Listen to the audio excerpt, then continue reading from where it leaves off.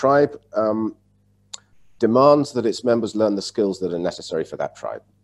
In some tribes, you need to swim fast-running rivers. In other tribes, you need to climb high trees. If there are no high trees in your landscape, you don't need to climb high. There's no fast-moving rivers, you don't need to swim very strongly. Every tribe has very unique or very specific needs about what the skills are that they need. Now, we assume, and every tribe knows what the skills are, right? In the modern world, we assume that there's a certain set of skills that every tribe needs, and we celebrate those skills. And we cause people to compete to show off those skills. Argumentation, basically, saying yes, but being clever, thumping your chest, ooh, ooh, ooh. Me Tarzan, intellectual Tarzan, big PhD, everybody has to fall at my feet and call me doctor. Until there's a medical emergency, of course. Until there's a medical emergency, I'm a doctor, and everybody has to give me lots of respect for being a doctor. This is a nice example, by the way. This is a nice example. When the real crisis hits, right, then everything is tested. Okay, yeah. Yeah, you've got a PhD in basket weaving, you're not going to be useful to anybody. But until a crisis hits, as long as you've got a PhD in basket weaving, you're like, I'm a doctor. And what's happened is that we've reinforced skills that are kind of a superstition. We believe we need those skills. In reality, we don't need these skills. We need other skills. Skills that are severely lacking in the world today. Spend 5 minutes on Twitter, or 5 minutes on any news website, or 5 minutes talking to any reasonably well-informed person about what's happening in the world today, and you can conclude quite fast that there are certain qualities lacking in society. And anyone can speculate about what those qualities are. Are those qualities taught in school? Nope. Are they taught at home? Sometimes, depending on the home. They're not taught in school. What sort of qualities are taught in school, and what do we have far too much of in society? Same qualities. Being clever, trying to be right, trying to get things right all the time. Being dominant. A lot of it's about getting right answers and keeping things that work fossilized, keeping correctness static and forcing it on other people.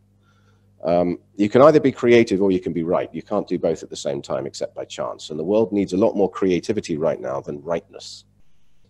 At school, we're taught how to figure out how to be right. We're not taught how to be creative. And we need to be taught how to be creative at as early an age as possible, because we have creativity killed in us when we're very young by the school system. It destroys our creativity. By the time we're in double figures, by the time we're 10, 11 years old, we've got very little creativity left, unless we're lucky or resilient or somehow rebellious.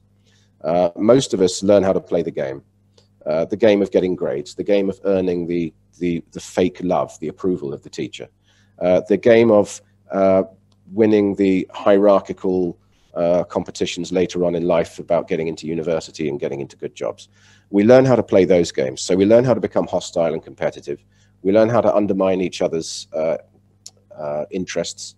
And in fact, we learn how to undermine, in a lot of ways, our own relationships, our own happiness, our own potential. And definitely we undermine our own imagination, because we have a constant fight between the ego and the imagination. The ego wants to be right.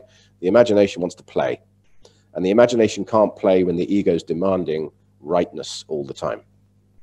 So most of us, in most of our cases, our imagination is a slave to our ego. And the ego is just the worst slave driver ever.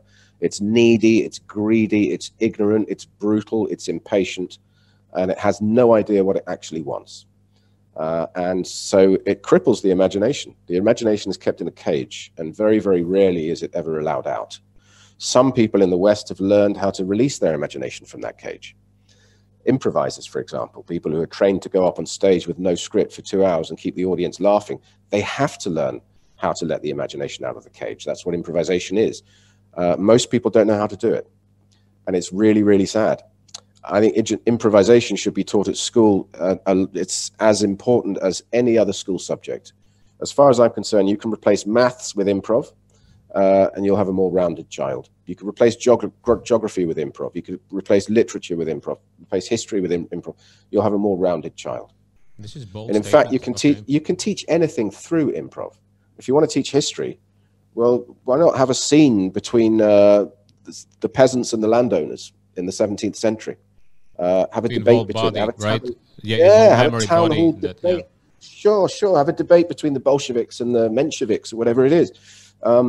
to explore these historical processes, to bring them to life in a way that actually emotionally makes sense to the child and cognitively makes sense to the child. I was taught history in a very expensive school by being forced to memorize a series of dates. 1864, this happened. 1868, that happened. I can't remember if this happened in 1868 and that happened in 1864, or if that happened in 1868 and this happened in 1864. But I remember something happened in 1864 and something happened in 1868. So I'm a historian. It's nonsense.